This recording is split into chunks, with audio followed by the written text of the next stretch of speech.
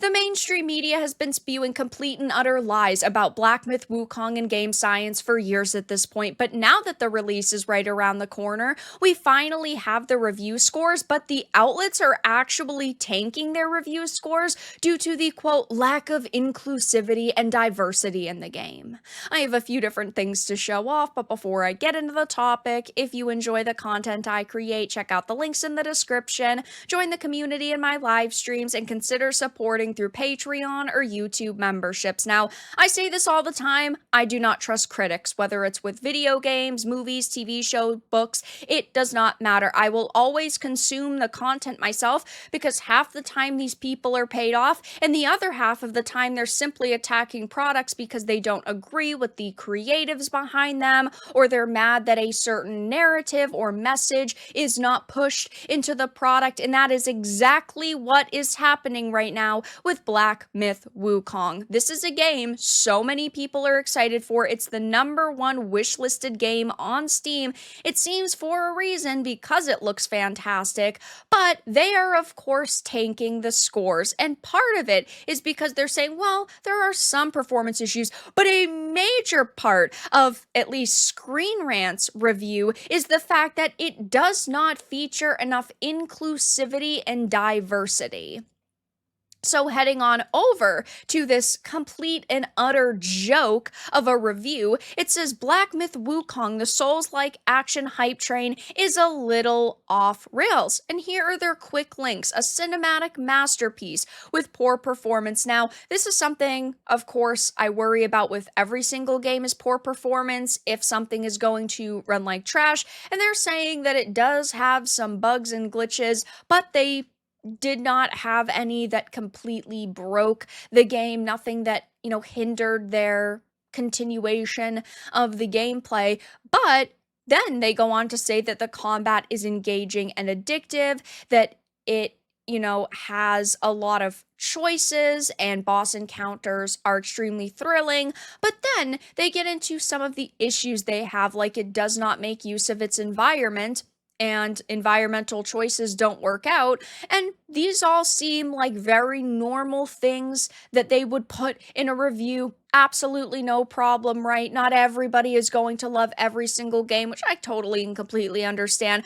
But then we get into its own category of largely lacks inclusion and representation in the monkey game, guys. They are complaining about representation in a game where you're Monkey Man. I mean, come on, the jokes write themselves here. Out of everything you could complain about, this is what you chose to have a massive portion of your review on. It says, while my analysis and review of Wukong remains focused on gameplay, well, clearly it doesn't, because you're focusing on the lack of diversity and inclusivity. It's important to mention the controversy surrounding the game studio and the reports of misogyny and sexism from developers. I think it's extremely important to point out the fact that IGN had mistranslated those quotes, and they never issued a legitimate apology or correction. They doubled down about a month and a half ago and said, well, this is what we found out. They're pieces of crap at this company, which was not the response people were expecting. And instead of trying to, say, hey, listen, these are just accusations, and that doesn't mean that they're complete evidence, they're deciding to play into it, saying they're misogynists and sexists. But then it goes on to say, playing as a female gamer allowed me to notice issues surrounding inclusion and representation. As far as chapters 1 and 2, while characters are clearly fictitious and fantastical creatures, there were no female or feminine NPCs, enemies, or bosses present. The only exception, if you can call it female, is a boss named Mother of Stones in Chapter 2, which is nothing more than a still glowing rock with no ability. So right off the bat, this to me screams that they only played Chapter 1 and 2, that they didn't play anymore, because why would you only reference those two chapters if you played more than that? As a reviewer, you are given a code of the game. You can play it in its entirety, and this screams to me that they half-assed it.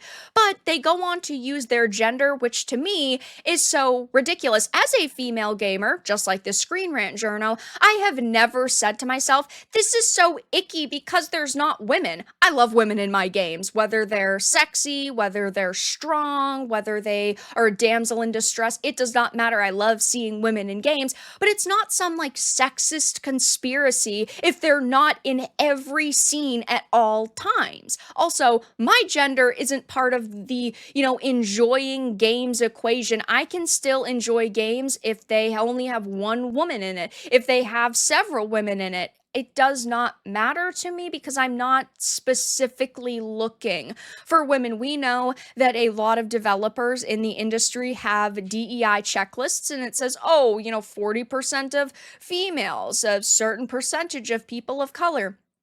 And it just seems that this reviewer mentally took notes saying, oh, well, there wasn't enough women in these two chapters. And when you combine that with the accusations levied towards the developers, I mean, it of course comes across as they were desperate to find an angle in which to attack this game, which is just absolutely freaking pathetic. I'm not surprised at all that activist journos are knocking their Black Myth Wukong review scores down over the accusations IGN created and the, quote, lack of inclusion and representation, because when they pick a target, they will do anything to bury it. Hogwarts Legacy, Stellar Blade, Black Myth Wukong, and I'm sure that this is not going to be the last game in which this happens. Now, if you actually go to Metacritic and you look at the general scores for this game, they're pretty solid, and I'm shocked that IGN actually rated it positively.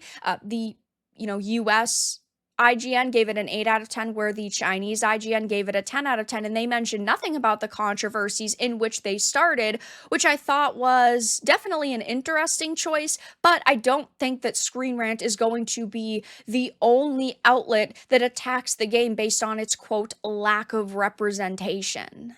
Now, funny enough, I did, of course, make a few posts about this on X, talking about this hilariously ridiculous article or review, if you can even call it that, and there are tons of people pointing and laughing at them. Any publication that rates media negatively due to the lack of diversity is a joke and not worth engaging with. Pre-ordering the digital deluxe edition thanks to those BS reviews. If they hate it, I know I'll love it. We need good gameplay. We do not care about diversity and inclusivity, and I say this all the time. Diversity and inclusivity are inherently good things, but the issue is the way that companies implement them into games and use them as a shield. Just because you have 40% women or 50% people of color does not mean we are not allowed to criticize the game, and that doesn't mean that the game is better. It means that, congratulations, do you want a gold sticker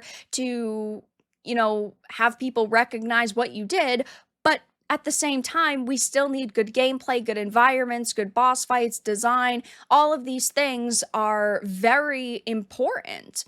So since we're still a few days away from the actual release, I will be keeping my eye on what the critics continue to say. Not that I really care, except for when I want to point and laugh at them for being absolute losers. And so far, Screen Rant is the only one to mention the controversy, in quotes, that, IGN decided to perpetuate, and of course mentioning the lack of inclusion and representation. But I'm sure that Screen Rant is not going to be the only outlet that mentions these things. But that's all that I really had to discuss in this video. Let everyone know your thoughts in the comments below. If you enjoyed this, give it a like, and if you didn't, give it a dislike. I appreciate your support either way, but I'll talk to you all again in the next video really soon.